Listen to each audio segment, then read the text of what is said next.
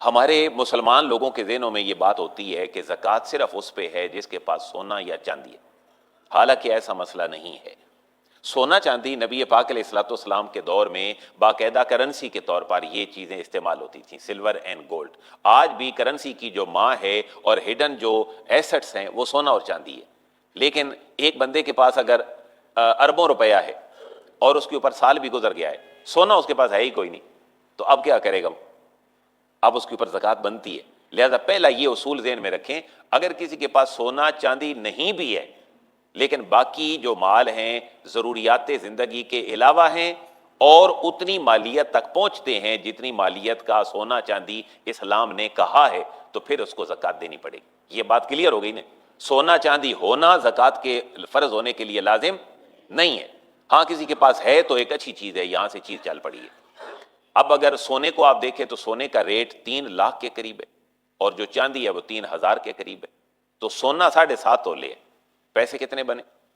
کوئی 21-22 لاکھ، اور جو چاندی ہے وہ آپ دیکھیں تو 52.5 تولے ہے۔ اس کو اگر 3,000 ضرب دیں تو ابھی بینکوں نے کو 1,80,000 کے راؤنڈ اباؤٹ تقریباً، مجھے ایگزیکٹ فگر نہیں لیکن 1,80,000 79 سم تھنگ ہے، اتنی جس کے سیونگ اکاؤنٹ میں پیسے ہیں، تو رمضان المبارک میں اس کے اس اکاؤنٹ سے اتنے نصاب کے اوپر اس کی زکوٰۃ آٹومیٹکلی کیا ہوگی؟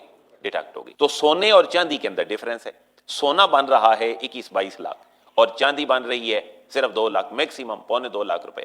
اب اس لاجک کا ہم کیا کریں؟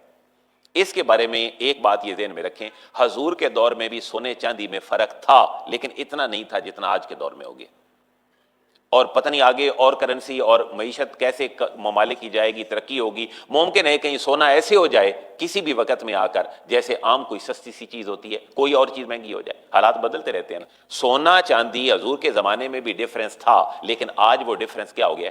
زیادہ ہو گیا۔ اب جو بینکوں نے چاندی کا نصاب بنایا ہے وہ ایک اصول کے تحت بنایا ہے، اور وہ اصول یہ ہے کہ غریبوں کا فائدہ کس کو ہوگا۔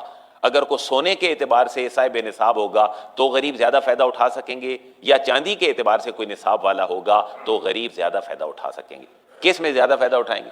چاندی میں، کیونکہ جب چاندی ہوگی تو تھوڑے پیسوں پر بھی بندہ صاحب نصاب ڈکلیئر ہو جائے گا، تو غریب کا فائدہ ہو جائے گا۔ اس لیے غریب کے فائدے کے لیے مالدار کو اللہ نے کہا کہ تم نے اپنی جو یہ فریضہ ہے اس کو ادا کرنا ہے۔